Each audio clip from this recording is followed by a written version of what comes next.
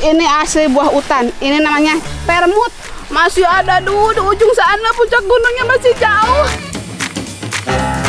Udah bolong tuh. Sekarang kita ketuk-ketuk ke air. Dapat! Gede.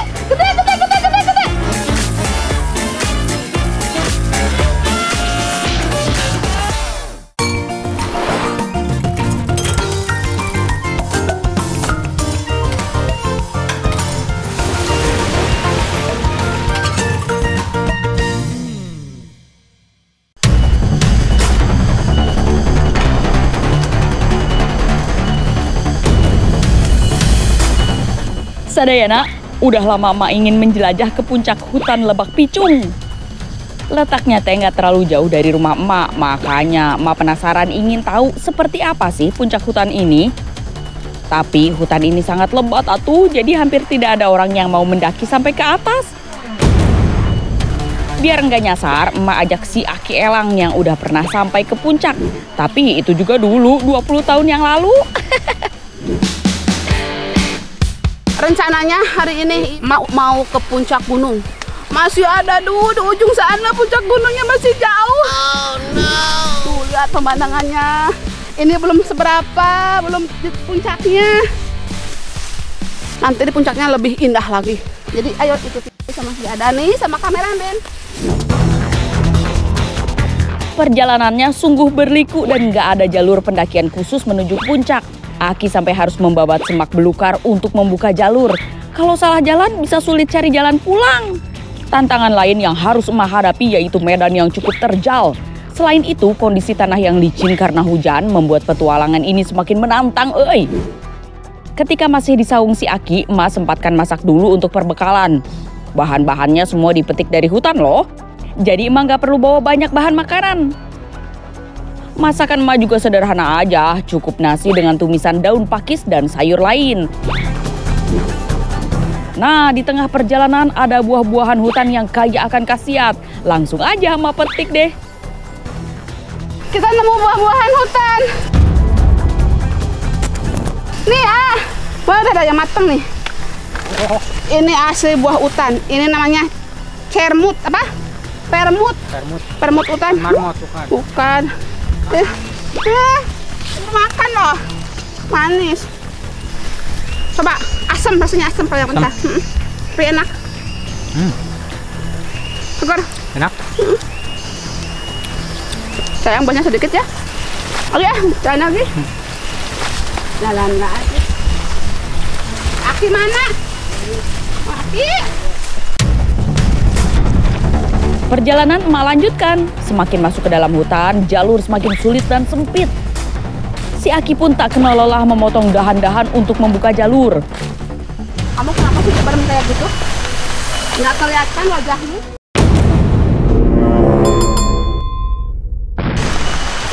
Bisa nggak? Bisa lah. Mendekati puncak, jalur semakin terjal menanjak. Hujan makin deras membuat jalur makin licin. Kabut yang turun juga membuat perjalanan ini beresiko jika diteruskan. Nih, saya menemukan buah, tapi nggak tahu buah apa. Pokoknya buah hutan lah. Tapi ini kayaknya beracun. Soalnya kalau nggak beracun pasti habis sama monyet-monyet. Ada yang tahu buah ini? Apa si Teteh kemana ya? Mau dikasih ah? Wah, ada. Di atas. Enggak. Terus kayak lebih begini. Si Aki udah di atas tuh. Kita memutuskan untuk pulang saja kembali ke saungnya si Aki. Ayo Ki, kembali aja Ki. Hujan soalnya berbahaya. Ayo. Mudun lagi, mudun. Perjalanan kita udah 1 jam lebih. Masih belum nyampe untuk ke puncak. Berhenti di tengah-tengah jalan.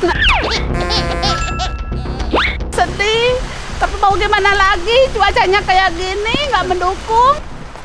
Tuh, bibir udah sangat lebah, melendung tak? Tuh, melenang. hidungnya Dani kena. Aduh. Udah, sekarang kita makannya di sini aja ya. Nah, saat badan sedang lelah, lapar, dan dingin, makanan yang sederhana pun bisa jadi spesial. Kita dari rumah cuma bawa nasi doang. Nasi liwet dan sayurannya tadi ada nih. Metik di hutan lah, seger, masih seger banget. Di situasi seperti ini, penting untuk menjaga perut tetap terisi. Emak, Adani, dan Aki makan dengan sangat lahap. Nasi liwet dan tumis pakis ini rasanya jadi nikmat pisan sadayana. Habis naik gunung, turun gunung, duh capek banget, lapar. Walaupun sederhana, tapi makannya luar biasa ya Pak. Nikmat banget pokoknya. Sedap. Sama sayuran yang mendadak kita petik, bukan di kebun, di hutan. Nah sadayana, sekarang emak mau kasih trik yang bisa berguna ketika sadayana berada di tengah hutan, yakni cara masak telur tanpa minyak dan tanpa wajan. Cukup pakai kompor alami yang emak namakan kompor genteng. Tonton sampai habis ya. Sadayana cukup cari batang pohon yang mudah dibelah. Kemudian belah batang tersebut jadi 2 bagian sama panjang. Lalu lubangi di kedua ujung sisinya untuk menancapkan tungku. Taruh kedua batang secara berjejer seperti ini ya. Jangan lupa untuk bikin sedikit galian untuk tempat pembakaran di bawahnya. Sekarang tinggal taruh 2 buah genteng tanah di atasnya. Sekarang emak siap uji coba kompor genteng ini. Kita akan memanaskan genteng ini sampai benar-benar panas. Nah, untuk bahan bakarnya cukup pakai daun-daun pisang yang sudah kering dan ranting-ranting pohon. Sepertinya ini sudah sangat panas. Simpan dulu daun pisang untuk alasnya supaya nanti telurnya tidak kotor. Karena kompor genteng ini tidak memiliki cekungan layaknya wajan, jadi telurnya menyebar secara tidak merata tuh. Emak jadi mesti tahan cairan telurnya agar tidak tumpah ke bawah deh. Ya, ini daunnya kurang besar, jadi melebar kemana-mana. Kita akan tambahkan garam sedikit biar rasanya tuh enak. Cara main ini teh bisa banget sadayana tiru, jaminan anti gagal. Ini buktinya, telurnya sudah matang. Ini bukan gosong ya, tapi ini daun yang menempel, daunnya ini kering. Tuh lihat garing banget kan telurnya? Ini pasti enak banget nih. Sepertinya ini sudah matang, kita angkat saja. Emak mau masak lagi ya untuk telur berikutnya. Semoga hasilnya lebih bagus dari sebelumnya ya. Tuh kan, nggak kalah dah dengan telur yang dimasak di kompor dapur. Di hutan tetap bisa makan telur ceplok deh. Bisa jadi sumber tenaga selama bertualang di hutan nih. Kreatif kan trik dari emak ini? Semoga bermanfaat ya.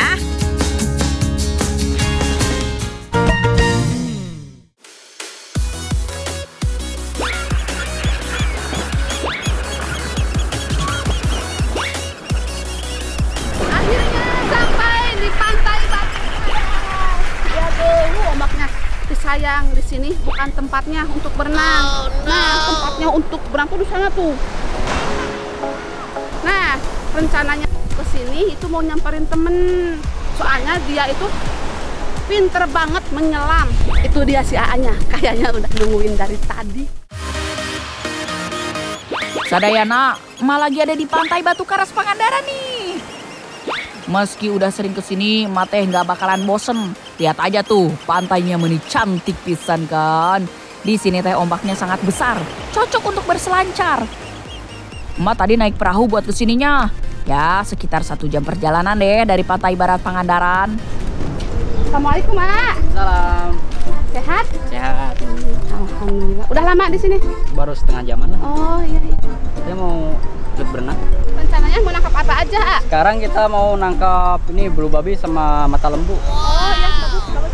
Tapi ini airnya lagi bersahabat nggak, A? Ya lumayan lah sekarang lagi agak gini. Kameramen, siap belum? Kameramen bentar nyelam. Oh ini nyelam kan ya? Iya nyelam. Oh nyelam ini. Kameramen gimana mau? Nah harus itu. Nggak bisa berenang kameramen, gimana? Ih.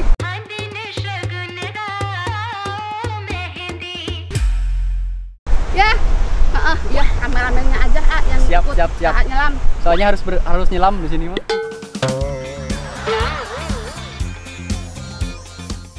Akhirnya kameramen emak mau juga diajak menyelam. Semangat atuh men. Tuh, kameramennya udah mau berangkat meluncur ke dalam air. Tunggu di sini aja. Mudah-mudahan mereka selamat dan dapat banyak doa saja di sini.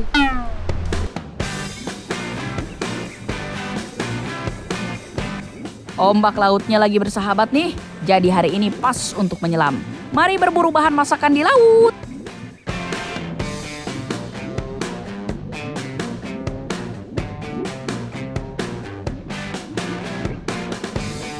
Pada perburuan kali ini ada banyak bulu babi yang didapatkan. Di balik duri-durinya yang tampak menyeramkan, bulu babi ini teh banyak dicari orang untuk dikonsumsi.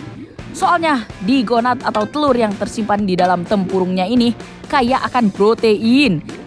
Si A-nya udah mau ke darat tuh.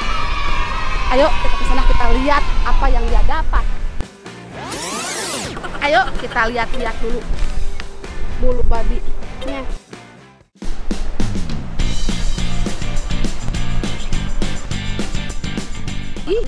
Nggak cuma bulu babi yang didapat, kalau dilihat dari jaring keranjangnya, banyak ya hasil tangkapannya.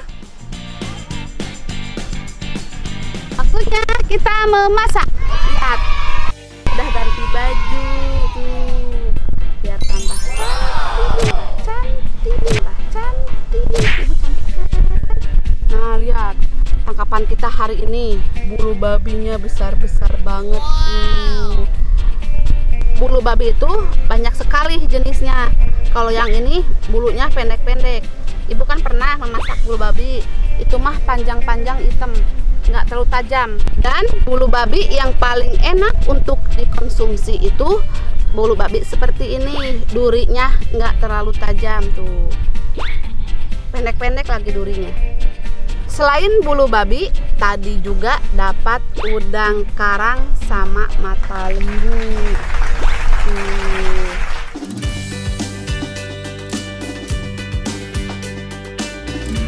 Mantep pisan, ada 3 jenis bahan masakan yang emak olah hari ini. Emak udah punya ide mau masak apa. Yang penting anti ribet dan jaminan bikin enak. Pertama, emak mau mengambil gonat atau telurnya. Cara pengolahannya beda dari yang kemarin. Kita balik dulu bulu babinya. Tuh. Nah, kita ketuk-ketuk pinggirnya.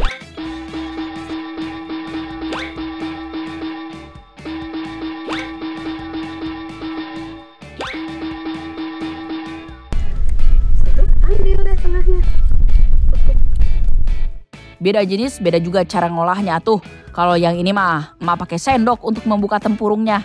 Kan udah bolong tuh. Sekarang kita ketuk-ketuk ke air supaya kotorannya jatuh-jatuh ke air tuh. Pada jatuh. Lakukan berkali-kali ya, sampai benar-benar bersih. Tenang aja, isinya nggak bakal jatuh ke air kok. Bersih. Oh, bulu babinya udah bersih. Sekarang kita tinggal ambil isinya.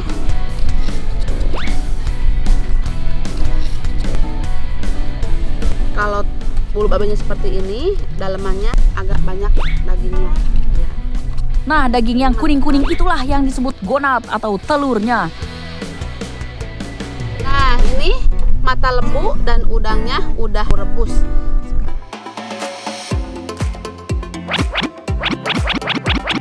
Kalau udah, tinggal diambil dagingnya di dalam siput mata lembunya. Jangan lupa buang kotorannya, karena kalau dimakan bisa pusing.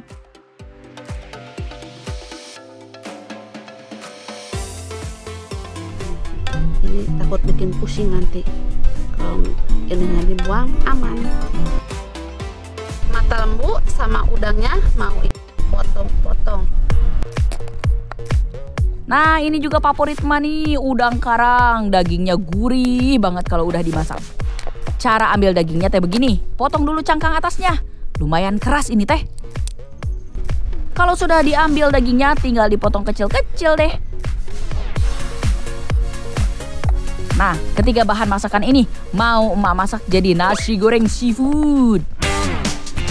Akan tumbuk bumbunya terlebih dahulu. Udah masukkan bumbu penyedap tuh. Sekarang masukkan kemiri, cabai rawit, kencur, bawang putih, bawang merah. Mau tumbuk sampai halus semua bumbu ini. Bumbu ini.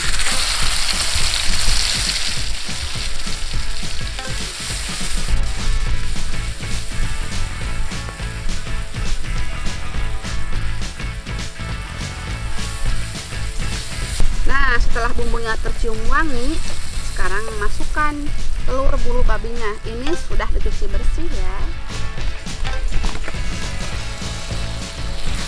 Aduk-aduk sampai bumbunya tercampur.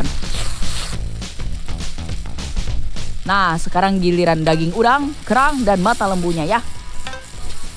Mantap pisan ini, Mak jamin mau cari di restoran manapun gak ada yang jual menu kayak gini. Biasanya nasi goreng seafood isinya cumi, bakso ikan, dan udang, iya kan? Ini dia nih nasi goreng seafood fresh langsung dari laut. Tada, nasi gorengnya sudah matang. Cobain ya. Ini nasi goreng seafood. Cobain enak apa enggak? Ya, baik.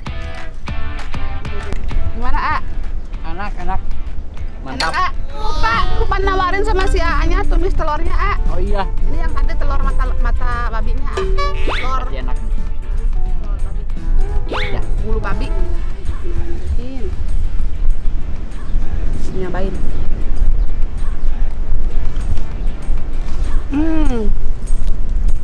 Enak banget. Telur dari bulu babinya tuh rasa banget ya. Iya. Apalagi ini udangnya. Udang mata lembunya. Mantap banget. Ini semuanya bahannya fresh.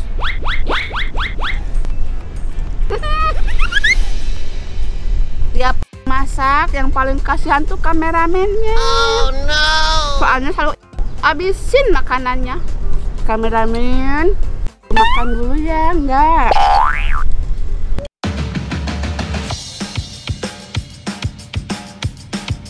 Capek setelah nyelam, langsung seger buger setelah makan nasi goreng ala emak ini.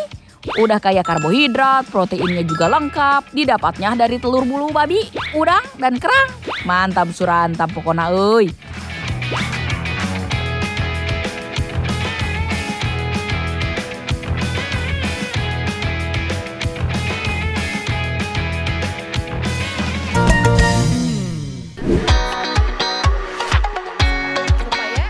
Sadayana olahan dari ikan mujair teh loba pisan. Setelah dibakar, emak juga sering bikin sate dari daging ikan mujair.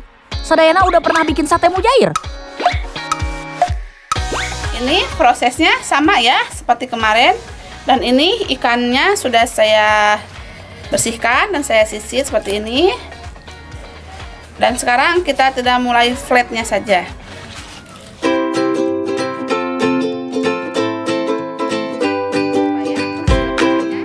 Harus pakai pisau yang tajam ya, mulai dari bagian ekor ke atas, lalu ambil bagian dagingnya saja. Nah, ini kan sudah kita plat semua, tapi ini belum selesai ya. Kita harus proses kedua, yaitu membuang durinya yang tersisa di daging. Nah, seperti ini nih. Tuh, ini duri ini. Dan kita akan buang. Seset perlahan dan pastikan dagingnya tidak terbawa. Jangan lupa dicek seperti ini ya. Takutnya masih ada durinya yang tertinggal. Ngecek durinya harus benar-benar teliti ya, supaya benar-benar bersih. Tuh. Usahakan durinya jangan sampai ada yang tertinggal ya. Ini udah aman. Nah, ini dia sadayana daging ikan mujair yang sudah benar-benar bersih dari duri. Kita tinggal potong kecil-kecil. Seperti biasa, potongannya sesuai selera kalian saja ya. Pokoknya mah sebisa mungkin usahakan ukurannya sama. Jadi biar saat ditusuk, hasilnya teh rapi. Nah, kayak gini.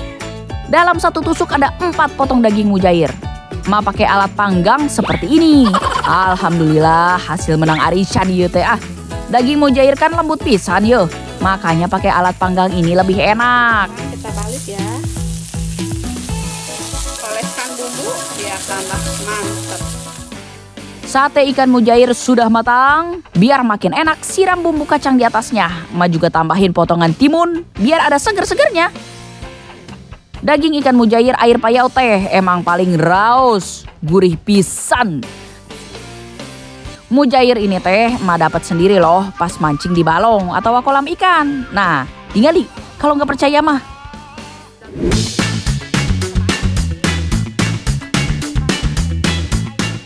Sadayana, yuk ikut emak ke balong alias kolam ikan. Semenjak diajarin kameramen mancing pakai joran, emak jadi sering mancing ikan, euy. Nah, balong tempat mancing ini beda, lokasinya tuh deket sama muara sungai. Jadi airnya tergolong payau. Ada dua jenis ikan yang ada di balong air payau ini, ikan bandeng dan ada juga ikan mujair. Mujair yang dipelihara di air payau beda dengan mujair air tawar loh. Mau tahu bedanya di mana? Ikut emak mancing dulu atuh.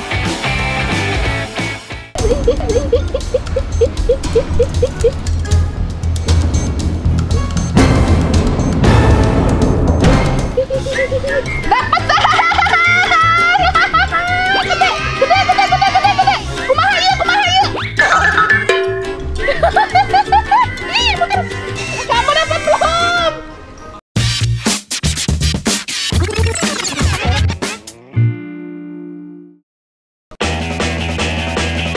Alhamdulillah, ikan pertama emak nongol juga. Cepi Anwar harus lihat ini. Kali aja kapan-kapan emak diajakin mancing bareng. Beda dengan ikan mujair lainnya, mujair air payau ini rasanya lebih gurih loh. Oh iya, ini emak mancingnya keroyokan. Ada Adani, Aoka, dan si bapak juga. Jadi biar yang didapat juga lebih banyak atuh. Untuk umpannya emak gunakan pelet, tapi kadang emak juga gunakan umpan udang dan jangkrik. Ini kesukaan mujair biasanya. Mujair masuk beda-beda. Umpan mujair juga bisa pakai lumut loh Sadayana. Tinggal pilih deh mau pakai umpan apa.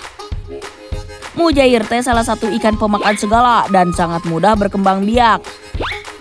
Bentuk tubuhnya memanjang dan sedikit memipih ke samping. Uniknya, ikan ini teh memiliki ekor yang berwarna jingga kemerahan saat sudah tumbuh dewasa.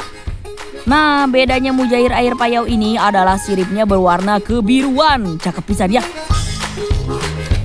Di sini mah kelihatan ikannya. Dapat. Striker. Ikannya bervariasi banget. Ada yang gede, ada yang kecil. Kita ambil yang gede aja, Nanti ikan mujair yang kita dapatkan tinggal ditimbang deh. Harga per kilogramnya 35.000. Bah, naik perahu yuk, Bah. Airnya lagi pasang, Bah. Hah? Abah. Si bapak mah lebih takut buaya darat dibanding buaya muara tuh. Kalau airnya tenang kayak gini, mau coba lempar batu ya. Ada apa kira-kira?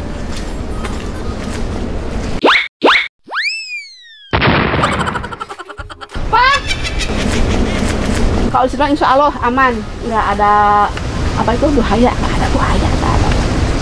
Aman banget di sini mah. Kalau begitu, sekarang emak mau lanjut masak ikan mujairnya aja ah. Nah, sebelum ikannya dibakar,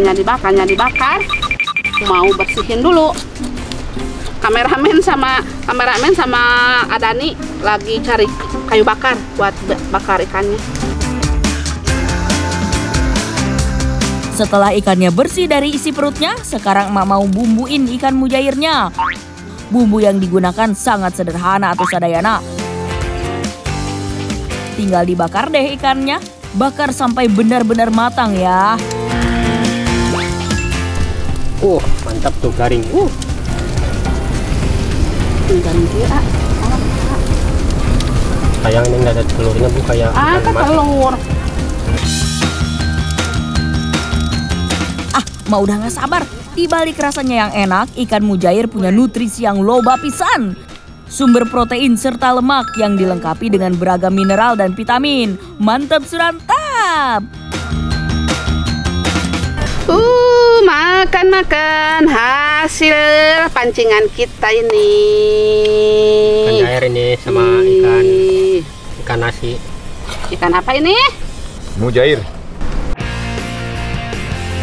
Mujair bakar, nasi hangat dan sambal kecap beralaskan daun pisang. Mantap pisan. Gurihnya pol. Emang kalau ikan air payau itu yang terkenal tuh gurihnya, yang bisa membedakan daerah-daerah yang lain. Emak teh senang pisan bisa makan bareng di pinggir muara. Makin endul atuh. Ini tuh tempat favorit kalau bakar-bakar. Soalnya pemandangannya indah. Cocok deh buat bakar-bakar.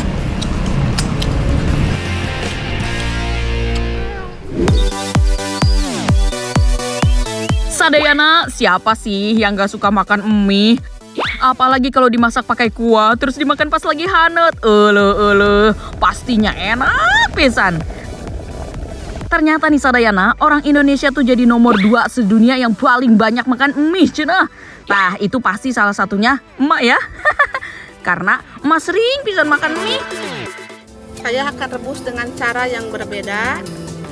Nanti akan saya tambahkan bahan-bahan yang lainnya. Sekarang mie-nya kita rebus dulu. Ya, setelah mie-nya setengah matang seperti ini, kita masukkan telurnya. Telurnya bebas, bisa telur ayam yang biasa, bisa telur ayam kampung. Masih seringnya masak sendiri, makanya emak punya resep andalan nih yang bikin rasa mie makin reus. Sini, emak kasih tahu caranya. Kalau mie dan telur udah matang, emak lanjut masukin sosis, daun bawang, dan bawang merah yang sudah diiris. Aduk dan biarkan sampai matang ya. Lanjut emak tambahkan sayur sawi, terus tambahkan bumbu garam, gula, dan lada. Nggak lupa tuh, emak kasih cabai biar pedas. Terakhir tinggal kasih seledri biar makin harum. Dan wanginya tuh wangi banget. Pasti ini enak deh. Bisa makannya baik sambil nonton TV nanti ya. Ya, ini dia mie rebusnya sudah jadi. Ini hanya variasi saja. Kalau Anda mau bisa pakai, bisa tidak.